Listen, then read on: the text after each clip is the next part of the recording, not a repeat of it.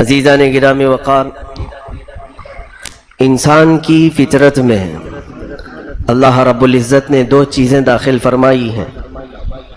قرآن عظیم میں ہے وَهَدَيْنَاهُ النَّجْدَيْنِ، ہم نے دو ابھرتی ہوئی چیزیں اسے دی ہیں، یعنی ایک شر کی اور ایک خیر کی۔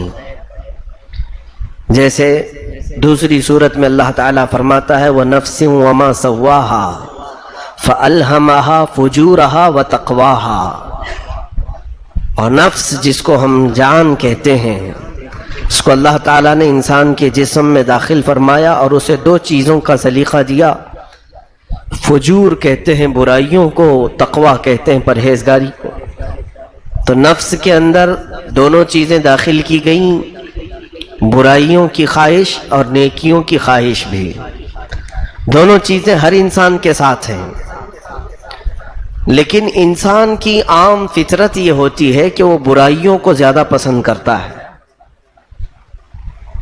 اور اللہ رب العزت اسے نیکیوں کی طرف بلاتا ہے۔ اس کی کئی وجوہات ہیں کہ انسان کیوں برائیوں کو زیادہ پسند کرتا ہے۔ اس کی وجہ یہ ہے کہ میں آپ کو کسی ایک میٹل کی بات بتا دوں۔ ایک طرف لوہا اور ایک طرف آپ وہ چمک جسے کہتے ہیں فولاد رکھیں، مقناطیس۔ اب یہاں پر دو چیزیں جس کو گریویٹی بھی کہا جاتا ہے، کھینچنے کی طاقت۔ لوہے کے اندر اگر زیادہ چیز لوہے کی ہے تو فولاد اسے اپنی طرف کھینچتا ہے، یا تو پھر لوہا فولاد کی طرف جاتا ہے، میگنیٹ کی طرف جاتا ہے۔ لیکن اسی لوہے میں اگر کوئی دوسری مکسنگ ہو گئی، زیادہ طور پر اگر اس لوہے میں پلاسٹک ملا دیا گیا یا کوئی اور چیز ملا دی گئی، تو اس لوہے کے اندر وہ میگنیٹ کی طرف کھینچے جانے کی طاقت کم ہو جاتی ہے، نہیں ہو پاتی، یا پھر وہ لوہا اس طرف نہیں بڑھتا ہے یا میگنیٹ اسے نہیں کھینچتا ہے۔ دو میں سے ایک تو بات ہے۔ جب لوہا پیور ہو تو اس کو جو ہے میگنیٹ کھینچ لیتا ہے۔ اب یہاں پر ایک بات یہ سمجھ میں آئی کہ انسان کی جو اصل فطرت ہے وہ جنتی ہے، اور جب تک اس کے اندر مکسنگ نہیں ہوتی جنت اسے اپنی طرف کھینچتی ہے یا یہ جنت کی طرف بھاگتا ہے، اور جب اس کے اندر مکسنگ ہو جائے ابلیس لعین کی تو پھر اس کے اندر جنت کی طرف بڑھنے والی جو مقناطیسی طاقت ہے وہ کم ہو جاتی ہے۔ مسجد اگر کسی بندے کو اپنی طرف کھینچ رہی ہے تو سمجھ لو کہ اس کے اندر جنتی فطرت باقی ہے، یا تم مسجد کی طرف کھینچے ہوئے جا رہے ہو تو کوئی تو ایک طاقت ہے جو تمہیں یہاں پر کھینچ رہی ہے۔ اس کی وجہ یہ ہے کہ تم ابھی بھی اصلی فطرت پر ہو، مکسنگ زیادہ ہو گئی تو پھر یہ چیزیں تمہیں نہیں کھینچ سکتی۔ اگر گناہوں کا اختلاط بڑھ گیا ہے تو پھر اسے دنیا اپنی طرف کھینچتی ہے، اسے پھر شیطان اپنی طرف کھینچتا ہے۔ الشیطان یعیدکم الفقر ویأمرکم بالفحشاء واللہ یعیدکم مغفرۃ منہ وفضلا۔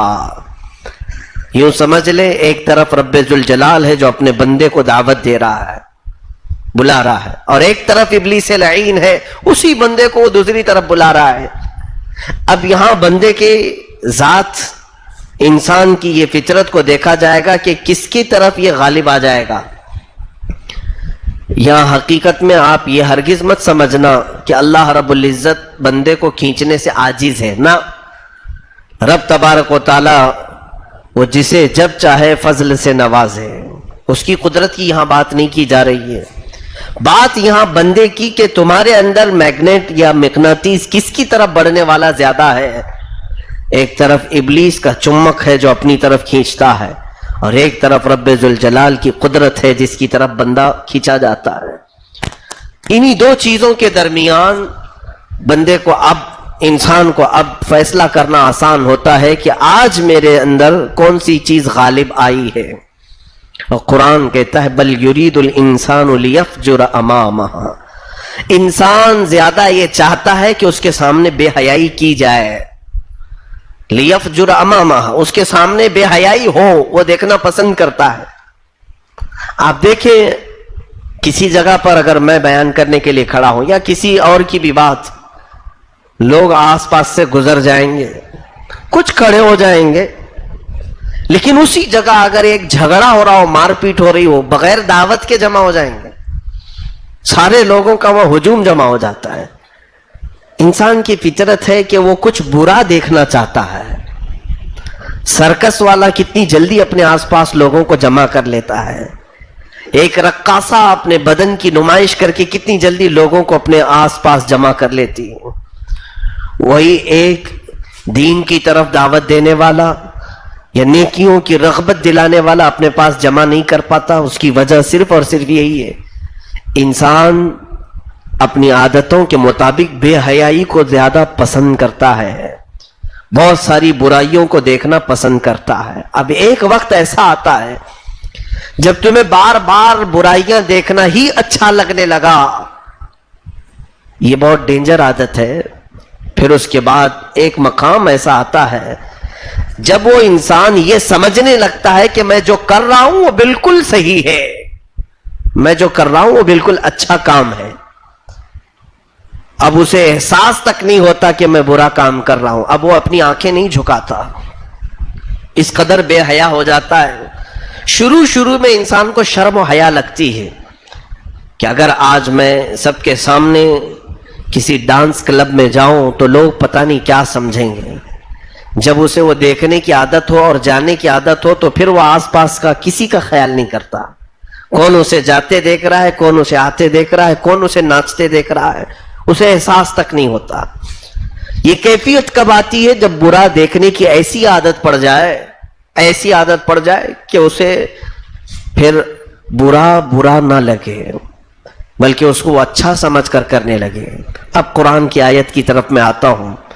اللہ رب العزت ارشاد فرماتا ہے شیطان کا ایک بہت بڑا ہیلا، ایک بہت بڑا مکر کیا ہے جانتے ہیں آپ؟ اللہ تعالیٰ قرآن میں فرماتا وَزَيَّنَ لَهُمُ الشَّيْطَانُ أَعْمَالَهُمْ فَصَدَّهُمْ عَنِ السَّبِيلِ، شیطان لوگوں کو ان کے برے اعمال سجا کر کے دکھاتا ہے، اچھے کر کے بنا کر کے دکھاتا ہے، اور پھر وہ اسے اچھا سمجھنے لگتے ہیں۔ آج جس کو فیشن کہہ رہے ہیں یہ شیطان نے سجایا ہے، لوگ اچھا کہہ رہے ہیں، کپڑے پھاڑ کر کے پہننے کو انسان اچھا سمجھتا ہے، یعنی یہ شیطان نے وہ اعمال انہیں زینت دے کر کے دکھایا ہے، سجا کر کے دکھایا ہے۔ یہی کام ابلیس نے فرعون کے ساتھ کیا، نمرود کے ساتھ کیا، ابو جہل ابو لہب کے ساتھ کیا، ان کے اعمال کو ان کے سامنے سجا کر کے دکھایا کہ تم غلط نہیں ہو، تم جو کر رہے ہو بالکل صحیح ہے۔ اسی لیے آج بے حیا لوگوں کو سب سے زیادہ ہم نے نڈر دیکھا ہے، جس کو دلیرانہ پن کہتے ہیں، بہادری جس کو کہتے ہیں، کس چیز میں؟ گندگیوں میں ان کو بڑی بہادری حاصل ہوتی ہے جو بے حیا ہوتے ہیں۔ اور سچ فرمایا میرے آقا صلی اللہ علیہ وسلم نے اذا لم تستحی فاصنع ما شئت، جب تمہارے اندر سے حیا نکل جائے تو جو چاہو کر لو۔ اب شیطان نے ان کو اعمال سجا کر کے دکھائے، اب یہ بازاروں میں اس طرح سے آئے اور اپنے ان کاموں کی دلیل بھی پیش کرنے لگے۔ چند دنوں پہلے پاکستان کی سرزمین پر بنام اسلام وہاں پر ہے، میں روح اسلام نہیں سمجھتا، روح اسلام نہیں،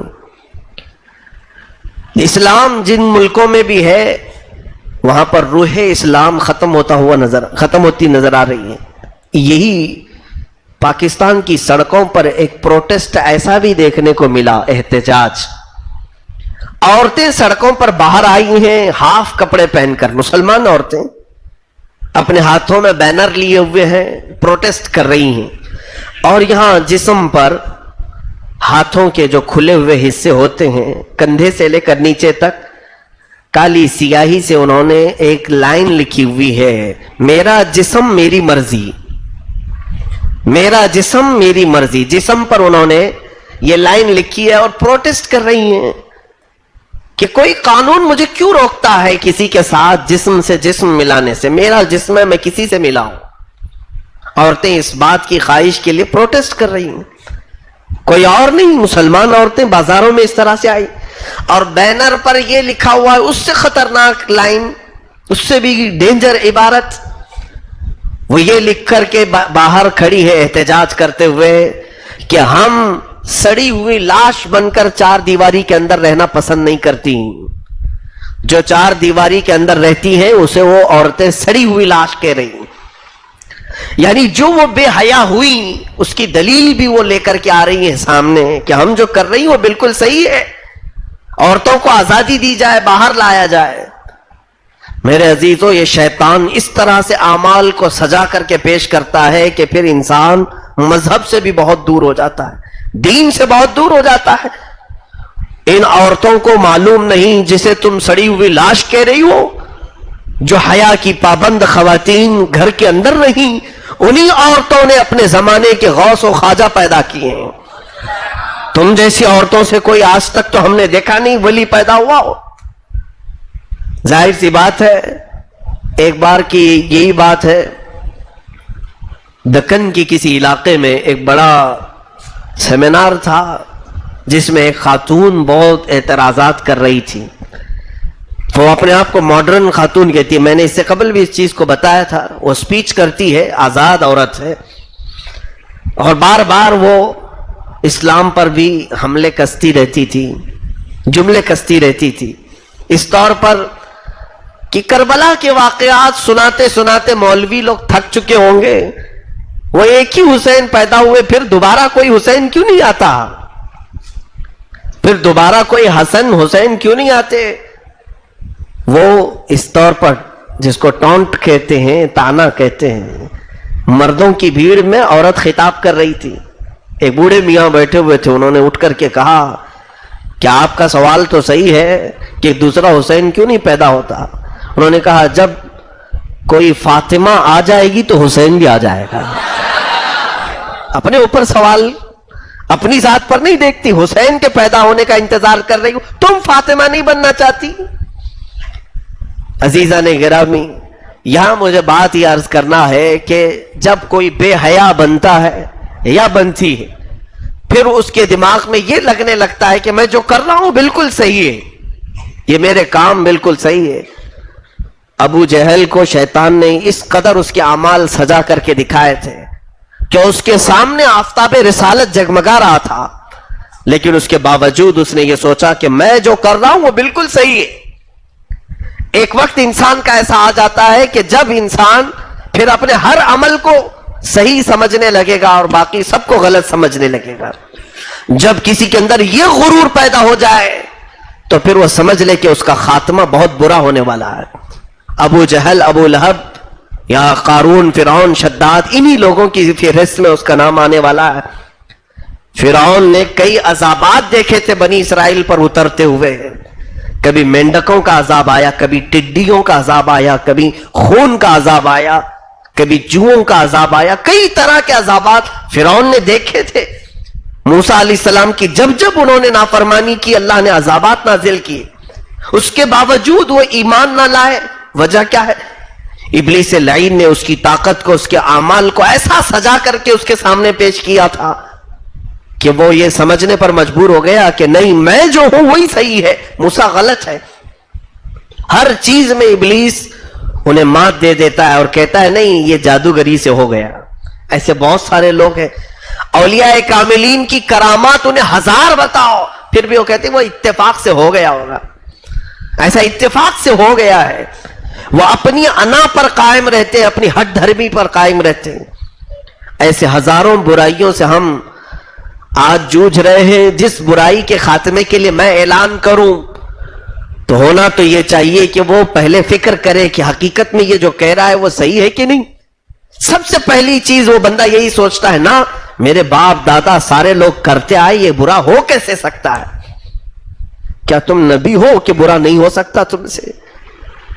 کیا تمہارے اندر اللہ تعالیٰ نے کوئی ایسی چیز پیدا کر دی کہ تم کبھی برا کر ہی نہیں سکتے؟ جیسے کہ تفسیر میں اللہ تعالیٰ نے، قرآن عظیم میں اللہ تعالیٰ نے یہ فرمایا کہ وہ صحابہ پر طعنہ دینے والے، جنگ احد میں جو صحابہ گئے تھے اور شہید ہو گئے تو کچھ منافقین نے مدینہ طیبہ میں کہا ہم کہتے تھے ان کو ہماری بات مانے نہیں، اس لیے گئے اور قتل ہو گئے. ہم انہیں منع کرتے تھے، کاش وہ ہماری بات سن لیتے تو آج جان سے ہاتھ نہیں دھو بیٹھتے. وہ کیا کہہ رہے تھے؟ تانا مار رہے تھے. تو اللہ تعالیٰ نے فرمایا چلو ٹھیک ہے، تمہاری نہ مان کر کے وہ شہید ہو گئے، اب ذرا تم اپنے اوپر آنے والی موت کو ٹال کے دکھا دو. ظاہر سی بات ہے میرے عزیزوں، یہاں پر دلیل میں بہت سارے لوگ یہی باتیں پیش کرتے ہیں کہ آپ کہہ رہے ہیں اس کو برائی، لیکن زمانے سے ہمارے گھروں پر یہی چلتا آ رہا ہے، ہم ایسے ہی کرتے آ رہے ہیں. میں خاص طور پر آج اس موضوع کو اس لیے چھیڑتا ہوں کہ ماہ رجب میں بہت ساری خرافات کی جاتی ہیں.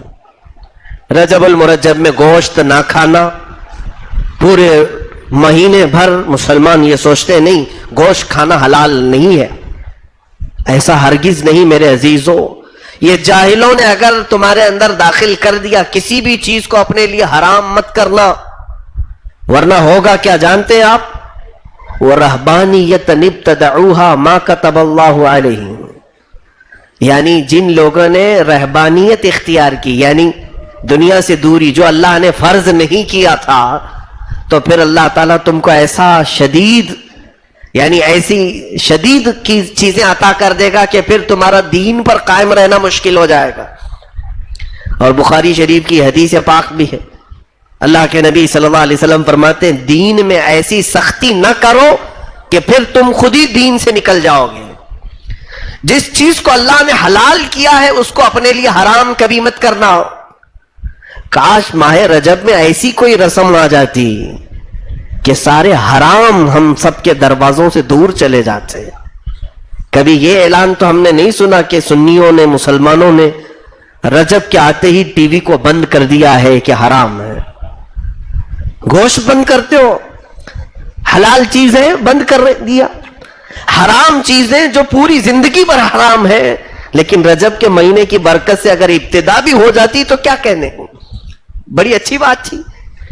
عورتوں میں اگر یہ رواج آ جاتا، ارے رجب کا مہینہ آ گیا ہے، کسی بھی عورت کو باہر نکلنا جائز نہیں ہے، ویسے تو زندگی بھر حرام ہے اس کے لیے بے پردہ جانا، رجب کے بہانے سے اگر کوئی خاتون یہ عادت بھی ڈال لیتی تو شاید مولا رجب کے بعد اسے با حجاب بنا دیتا، اسے پھر ہمیشہ کی حیا اور پردہ داری عطا فرماتا. اب اسی طرح جو لوگ دلیل دیتے اپنے ان خرافات پر کہ ہم جو کر رہے ہیں وہ بالکل صحیح ہے، آپ ابھی آئے ہیں، یہ نیا معاملہ نہیں ہے، یہ برسوں سے چلا ہے. میرے عزیزوں، جو خرافات ہیں اس کو قرآن و حدیث اللہ کے نبی صلی اللہ علیہ وسلم نے ہمارے درمیان چھوڑ دیا ہے. دین ہمارے درمیان آج بھی کتابوں میں موجود ہے. یقیناً میں نیا آیا ہوں، لیکن قرآن اور حدیث تمہارے درمیان نئی نہیں ہے. جو 1400 سال پہلے میرے آقا صلی اللہ علیہ وسلم پر نازل ہوا وہی قرآن آج ہے. اس سے ملتی جلتی ایک بات میں بتا دوں. ہوتا ایسا ہے کہ شیطان کس طرح سے تمہیں ورغلاتا ہے. میرے ساتھ ایک ایسا واقعہ پیش آیا تھا. ہمارے علاقے میں ایک گاؤں میں میرا جانا ہوا تھا. میں نے بہت نصیحت کی، بہت سارے لوگ سنتے بھی تھے، عزت کرتے تھے. ہم نے کہا تھا کہ یہ سب چیزیں مت کرو، رجب کے آنے پر گوشت کھانا بند کر دیتے ہو، ایسا نہیں، کھاؤ، واجب بھی نہیں ہے کہ زبردستی کھاؤ، لیکن حرام بھی مت کرو اپنے اوپر. جاہلوں کی مخالفت کرنے کے لیے تھوڑا بہت کھا لینا. میں یہ نہیں کہہ رہا کہ رجب میں کھانا واجب ہے، نہیں تو سارے گوشت کی دکان پر جائیں، ایسا نہیں، لیکن حرام مت کرو اپنے اوپر. ہم نے یہ بیان کیا، اس گاؤں والوں نے اکثر نے اتباع کر لی.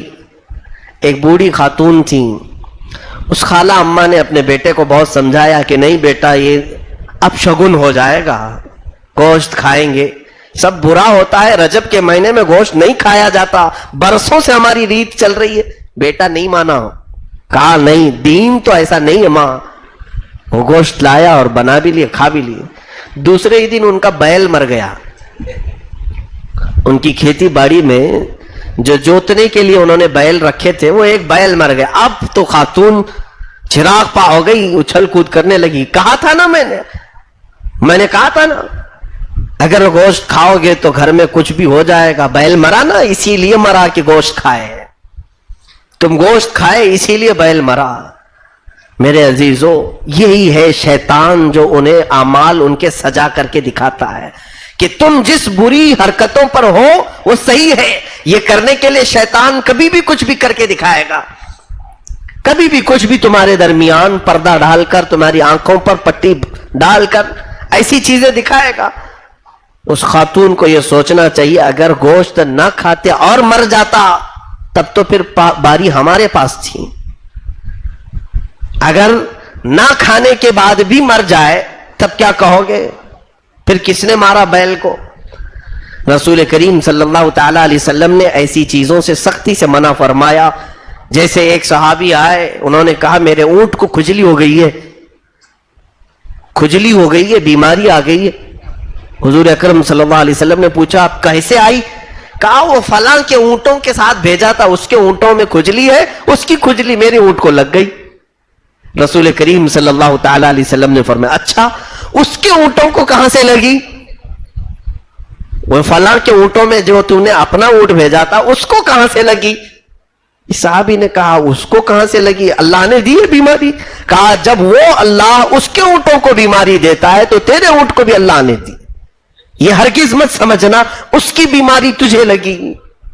اسلام میں یہ چیز نہیں ہے لا طیر ولا عدوہ، یعنی یہ اب شگن ماننا اور ایک کا دوسرے کو لگنا ایسا نہیں ہے.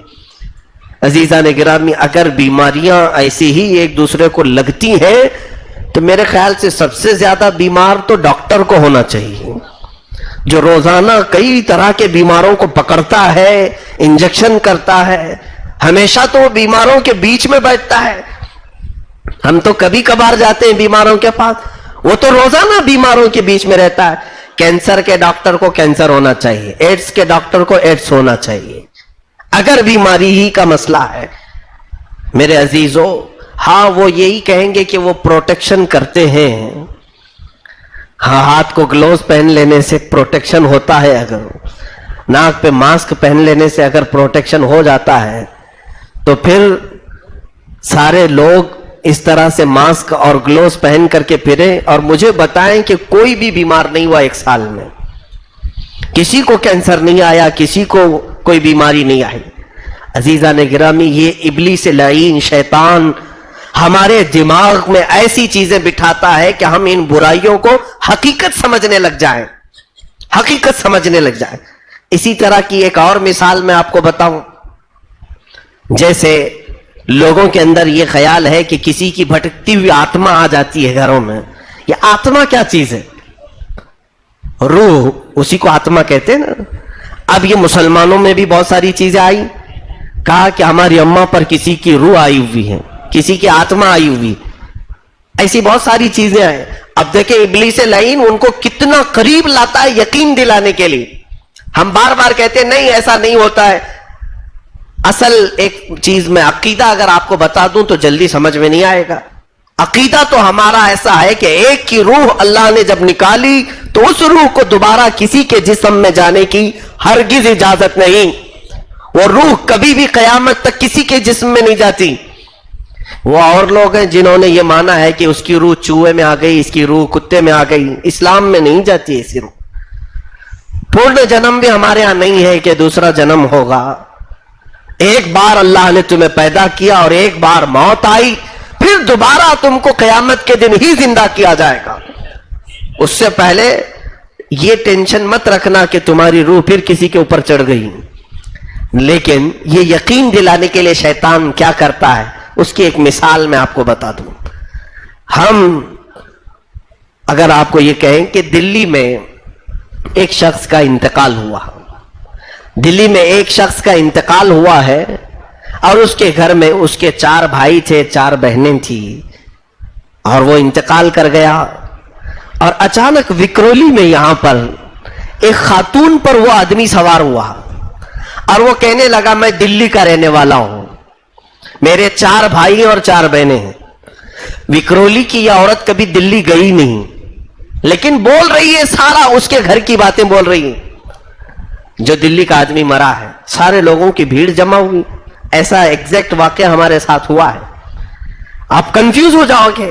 اس خاتون کو بابا کے پاس لے گئے تو جھوٹے بابا نے تو کہا ہاں دلی والا جو مرا تھا اس کی روح آ گئی ہے اس کے اوپر.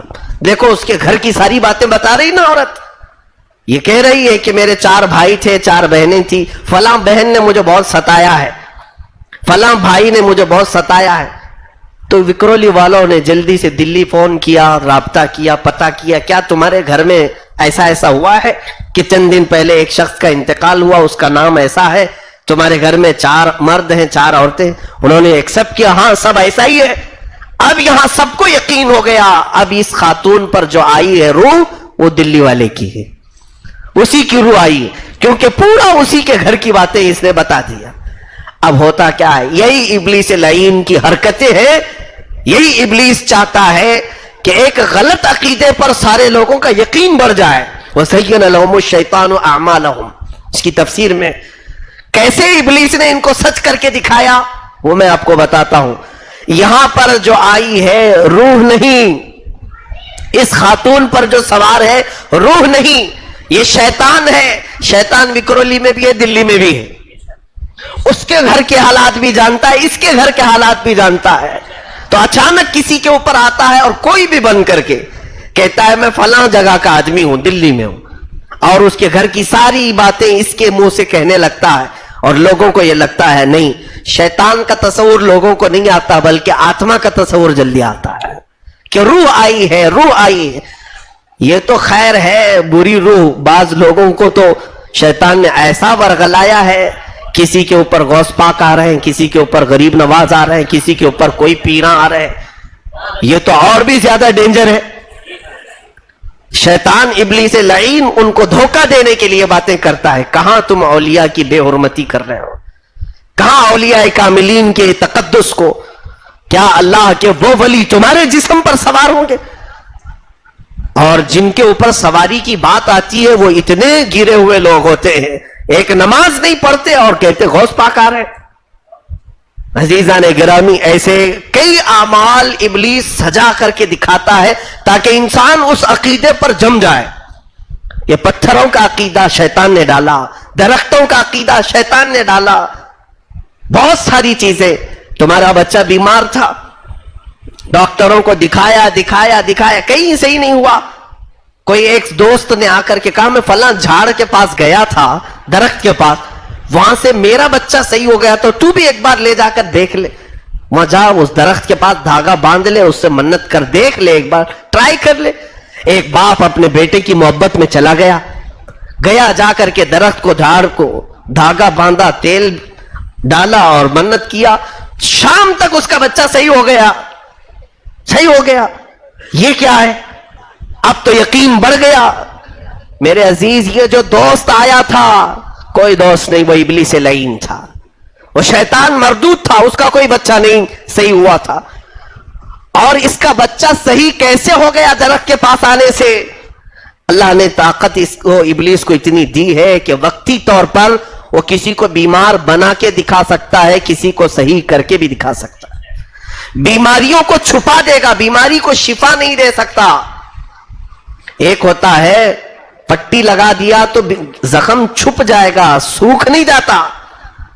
اسی طرح ابلیس لعین تمہارے بچوں کو وقتی طور پر بیماری چھپا کر کے دکھا دے گا تاکہ تمہارا عقیدہ خراب ہو جائے اور تم درخت کی عبادت میں لگ جاؤ.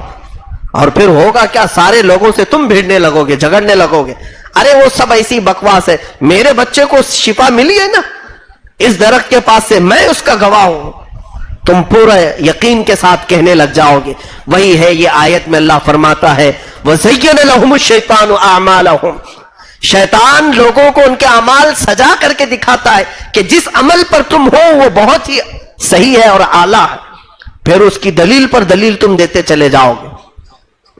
ایسے بزرگوں کا جسموں پر آنا اور ان کی طرف سے بولتا پن, لوگ ان کے ارد گرد جمع ہوتے ہیں اور پھر ان سے پوچھتے ہیں غوث پاک بتائیے میرے گھر میں کیا ہونے والا ہے. کتنی جہالت ہے. عزیزان گرامی, اللہ کے وہ اولیاء جن کی روحیں قبض ہونے کے بعد اعلیٰ علیین میں ہوتی ہیں, اور حدیث پاک میں ہے اللہ تعالیٰ انہیں سبز پرندوں کی شکل میں جنت کی سیر کراتا ہے. کہاں یہ نیچ قسم کے لوگوں کی بات مان لیتے ہیں, ان کے اوپر وہ آئے, ان کے اوپر یہ آئے. یہ تمام چیزیں خرافات، جہالت، اس سے توبہ کریں اور لوگوں کو اس چیز کی تلقین کریں کہ ابلیس تمہیں یہ سب چیزیں کر کے دکھائے گا تاکہ تم گمراہ ہو جاؤ، مرتد ہو جاؤ. اور ان کاموں میں عورتیں بہت جلدی بہکتی ہیں، عورتیں بہت جلدی بہکتی ہیں. ہمارے علاقے میں بھی ایک بابا صاحب تھے اور ان کے اوپر ہمیشہ غوث پاک آتے تھے ہر جمعرات کو. ہمارے ایک ساتھی مولانا ہے، ہم ساتھ میں گئے تھے ان کی زیارت کے لیے کہ غوث پاک آتے ہیں ہر جمعرات کو. ان کے پاس جا کر کے بیٹھے اور ہمارے ساتھی انہوں نے عربی میں پوچھنا شروع کیا، یا سیدی شیخ عبد القادر جیلانی کیف حالکم کم متا اتیتم ہنا. عربی کیوں کہ غوث پاک عربی ہے، بغداد میں سارے عربی بولتے ہیں. وہ بابا بہت گھور کر دیکھنے لگے ہم دونوں کو، کوئی جواب تو نہیں دیے. تھوڑی دیر کے بعد وہ ہمارے ساتھی مولانا انہوں نے فارسی میں پوچھنے شروع کیا، کیونکہ غوث پاک کی زبان ایران سے آئے تھے تو فارسی بھی جانتے تھے. اب یہ بابا کو نہ فارسی آتی تھی نہ عربی آتی تھی. وہ چلانے لگے، اپنے مریدوں کو بلایا، یہ دونوں مولویوں کو بھگاؤ یہاں سے، ان کو مت آنے دو. ان کے لوگ آئے، ہم نے کہا کہ غوث پاک آئے نا ان کے جسم پر، تو غوث پاک عربی میں بات کرتے تھے، کیوں نہیں بات کر رہے؟ جھوٹ پر جھوٹ اور لوگوں کو بیوقوف پر بیوقوف بناتے ہیں. اور پھر بیچارے عام آدمی اتنی جلدی ان کے نرغے میں آ جاتے ہیں، جال میں پھنس جاتے ہیں، ذرا بھی اپنے دماغ کا استعمال نہیں کرتے. میرے عزیزو، اسی طرح سے کچھ ایسی چیزیں خرافات جو ہمارے اندر آ گئیں. مثال کے طور پر میں سیدنا عمر فاروق رضی اللہ تعالیٰ عنہ کی زندگی کی ایک بات بتا دوں. جب مصر فتح ہوا تو حضرت عمرو بن عاص رضی اللہ تعالیٰ عنہ مصر کے گورنر بنائے گئے اور وہاں پر اسلام نیا نیا شروع تھا. مصر کے لوگوں کی ایک بری عادت یہ تھی کہ سال میں جب دریائے نیل سوکھ جاتا تھا، ہر سال دریائے نیل سوکھتا تھا، اور وہ لوگ ایک خوبصورت 16 سال کی لڑکی کو دلہن بناتے اور اس کا جلوس نکالتے اور پھر دریائے نیل کے پاس لا کر کے اس کو ذبح کرتے اور اس کا خون دریا میں ڈالتے تو پھر دریائے نیل میں پانی بھر جاتا تھا. ہر سال کا یہ معمول تھا. ایک لڑکی کی بلی چلانی پڑتی تھی. وہ بلی والی بلیاں ابھی بھی بہت ساری ہمارے اندر گھومتی رہتی ہیں. کوئی بھی اگر بلی کی بات کرے تو جلدی سے پولیس کمپلینٹ کر دو. ہرگز ایسی باتوں میں مت آنا. کئی ایسے ڈھکوسلے جن کو کسی بھی چیز کا علم نہیں ہوتا، وہ تمہارے دماغ پر ایسا کنٹرول کرتے ہیں کہ یہاں تمہارے گھر میں خزانہ ہے، ایک بلی چڑھانی پڑے گی. خزانے کا نام سنتے ہوئے سب سے پہلے وہ بیوقوف بنتا ہے جس کو کوئی کام دھندا ہوتا نہیں، کوئی کام کرنے کی عادت بھی نہیں ہوتی. سوچتا ہے سونے کا گھڑا مل جائے گا، چاندی کے سکے نکل جائیں گے، خزانہ مل جائے گا، 7 پشتے آرام سے کھائیں گی. اتنا بھی تم نہیں سوچتے کہ یہ جو خزانہ نکالنے والا ہے اس کی حالت پہلے دیکھو. یہ خزانہ نکالنے کی بات کرتا ہے، اس کی پہلے حالت دیکھو. یہ خود ایسا ہے، بھیک مانگتے ہوئے لوگوں کے پاس گھوم رہا ہے. یہ خود کیوں نہیں خزانے نکالا؟ اپنا گھر کیوں نہیں خزانے نکال کر کے بنایا؟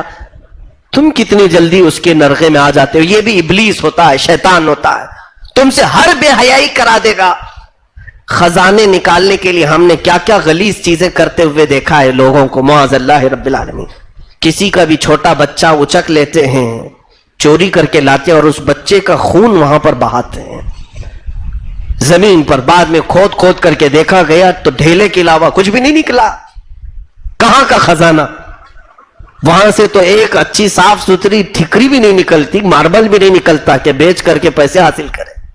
کئی ایسے ہمارے سامنے تجربات ہیں، بہت سارے. اور یہاں ممبئی شہر سے تھوڑی دور پر ایک تو یہ ٹرینڈ چل پڑا تھا، ہر گھر میں خزانہ ہے، ہر کوئی دیکھو پاگل ہوا جا رہا ہے خزانے کے پیچھے. ابلیس لعین اس طرح گمراہ کرتا ہے لوگوں کو، ان کے اعمال کو سجا کر کے. حضرت عمر فاروق کا زمانہ ہے، خلافت حضرت عمر کی ہے، گورنر حضرت عمرو بن عاص ہے.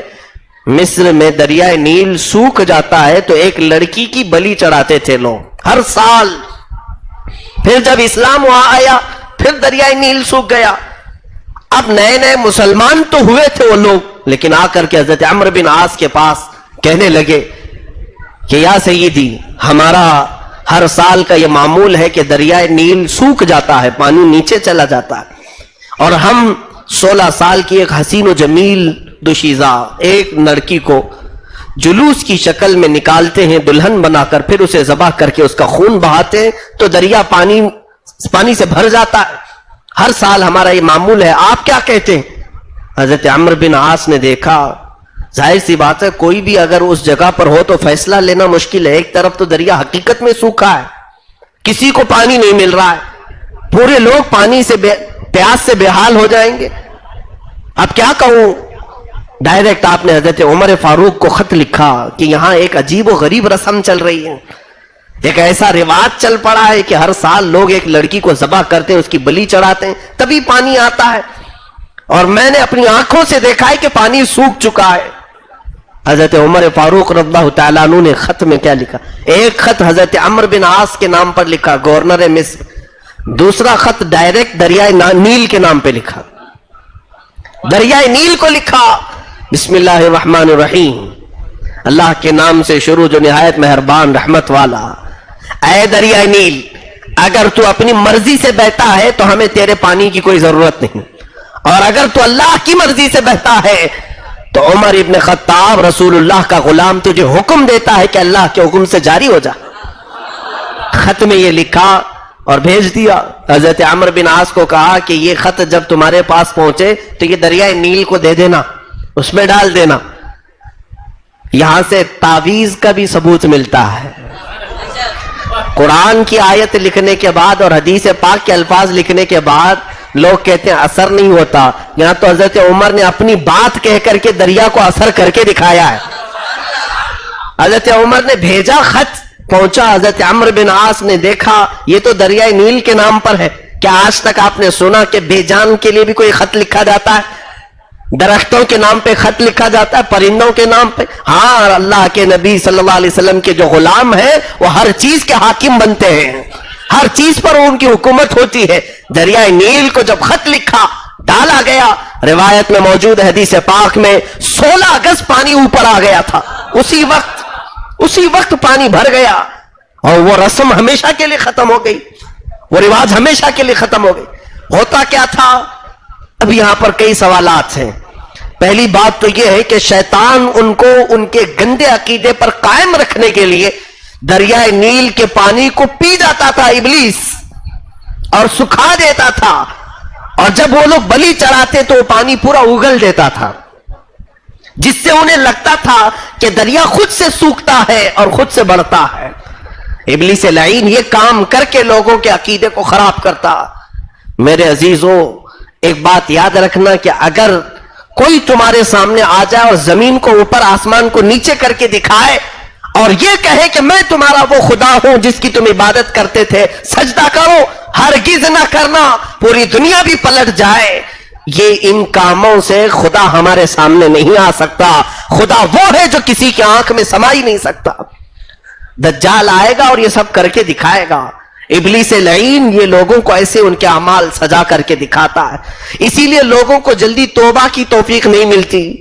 اب ہمارے دور میں حال ایسا ہے کہ ہم بول ہی سکتے ہیں، حضرت عمر کی وہ طاقت کہاں؟ سیدنا عمر فاروق رضی اللہ تعالیٰ عنہ خط لکھ دیں تو دریائے نیل بہنے لگ جائے. اب یہاں پر جیسے بعض خرافات رجب المرجب میں لوگوں نے بنا رکھے ہیں، ہاں کچھ چیزیں جو جائز اور مستحب ہیں اس کا ضرور میں ذکر کروں گا. سیدنا امام جعفر صادق رضی اللہ تعالیٰ عنہ کو یاد کرتے ہیں لوگ، اہل سنت و جماعت. 15 رجب المرجب کو آپ کا یوم وصال ہے، ضرور ان کو یاد بھی کریں، ان کے نام سے ایصال ثواب کریں. کنڈے کی کھیر کی فاتحہ بالکل جائز مستحب چیز ہے. ہاں اگر اس کے اندر کچھ خراب چیزیں تم نے مکس کر دیا کہ گوشت نہیں کھانا ہے، کھانا باہر نہیں جانا ہے، اور کنڈے توڑ کر کے یہیں دفن کرنا ہے، یہ تمام چیزیں بے جا اور بے اصل ہیں. کسی پاکیزہ چیز میں اگر کچھ غلط چیزیں ملا دو گے تو پھر لوگوں کو اعتراض کرنے کا بھی موقع ملے گا. دیکھیں آپ الحمدللہ جو مسجد میں آتے ہیں نماز پڑھتے ہیں، آج بھی ہماری نماز ویسی ہی ہے جیسے رسول اللہ کی نماز تھی. ہم نے اس میں کسی چیز کو مکس کرنے نہیں دیا، کوئی چیز الگ سے ہم نے اس نماز میں مکس نہیں کیا. 2 سجدے کی بجائے 3 کرو گے تو نماز ہو جائے گی؟ एक करोगे तो नमाज होगी। नहीं, हमने इसमें न कमी की न इसमें ज्यादती की। रुकू को आधा झुकना है और कोई और भी ज्यादा झुक जाए, अकड़ू बैठ जाए, तो क्या रुकू हो जाएगा उसका? नहीं होता। हम इसमें किसी चीज की ज्यादती नहीं किए, इसको उसी असल पर रखे हैं जैसे रसूलुल्लाह से साबित है। इसीलिए अपने दीनी मामलात में भी अपने अमाल को वैसे ही रखे जैसे अल्लाह के नबी ने हमारे सामने दीन छोड़कर रुखसत फरमाए थे। जैसे हमारे सामने आकाए कौनैन सल्लल्लाहु अलैहि वसल्लम ने दीन पेश किया, उसको अपनी असल पर बाकी रखे। आज जिन खुराफात को हमारे दरमियान पनपने का मौका मिल रहा है, उसकी वजह, सबसे बड़ी वजह जिहालत है, इल्म की कमी है। और इसमें सबसे ज्यादा औरतें आके होती हैं। इल्म नहीं होता और बहुत सारी चीजें नई नई अपने घरों में दाखिल कर लेती हैं। और बाज लोगों को ऐसा लगने भी लगता है कि ये तो सुन्नी लोगों की चीजें हैं, इसका रद्द क्यों कर रहे मौलाना? लगता है इनके ख्यालात बदल गए होंगे। बहुत सारे लोग ऐसे जल्दी से ये सवाल ले आते। मेरे अजीजों, असली सुन्नियत है क्या, ये पहले सीख लो। तुम्हारे बुरे आमाल की वजह से कई लोगों को एतराज करने का मौका मिलता है। हरगिज आज तक हमने कभी किसी मजार को सजदा करने की इजाजत नहीं दी। अगर जाहिल करता है तो उस पर सुन्नियत को लेकर लोग ब्लेम करते हैं, इतराज करते हैं। इसी तरह हमारे घरों में अगर कुछ बुरी रस्में आ गई है, बुरे खराफात आ गए, हम उसको यहां से रद्द करते, मजम्मत करते हैं। यह अहले सुन्नत व जमात नहीं है। सुन्नियत वो है जिस पर अल्लाह के रसूल सल्लल्लाहु ताला अलैहि वसल्लम और उनके सहाबा मौजूद थे। उनके सहाबा का जो तरीका है वही क़यामत तक चलेगा। मैंने इसको बारहा आपको समझाया है, कितना प्यारा नाम हमारे लिए मुंतखब किया गया है। सुन्नत किसे कहते हैं? रसूल पाक सल्लल्लाहु अलैहि वसल्लम के तरीके को क्या कहते हैं? सुन्नत। और जमात, सहाबा की जमात को, सहाबा के मजमे को क्या कहते हैं? जमात। सुन्नत रसूलुल्लाह की, जमात सहाबा की। अहल कहते वाले, अहले सुन्नत व जमात, इसका मतलब होता है रसूलुल्लाह की सुन्नत वाले, सहाबा की जमात वाले। और उसी नाम पर आपको बाकी रहना है। इब्लीस लईन अगर कुछ चीजें तुम्हारे दरमियान सजा कर पेश करता है, उसे रद्द करो, निकालो। अब यहां पर बाज वो चीजें, उसकी भी मैं मजम्मत करता हूं कि हमारी बच्चियां, हमारी खवातीन, जिनको इब्लीस लईन आजादी को और बेहयाई को सजा करके पेश करता है, हमारी वो नौजवान बच्चियां ये समझती हैं कि वही अच्छा है जो दुनिया कर रही है, मुझे तो इस्लाम ने कैद करके रखा है। ना, इस इब्लीस के धोखे में हरगिज ना आना। तुम्हारी जिंदगी चंद दिनों की है। आज कल्क इतना हो रहा है, दर्द इतना हो रहा है। आज ही के एक रिपोर्ट में मैंने पढ़ा, मुंबई में, पूना में, नासिक में, कई शहरों में कुछ दरखास्तें आई हैं। कुछ दरखास्तें हैं। कैसी दरखास्तें जानते आप? तकरीबन 2 महीने के अंदर एक शहर है, वहां की रिपोर्ट में यह 70 से ज्यादा लड़कियों ने गैर मुस्लिमों से शादी करने की दरखास्त दी है।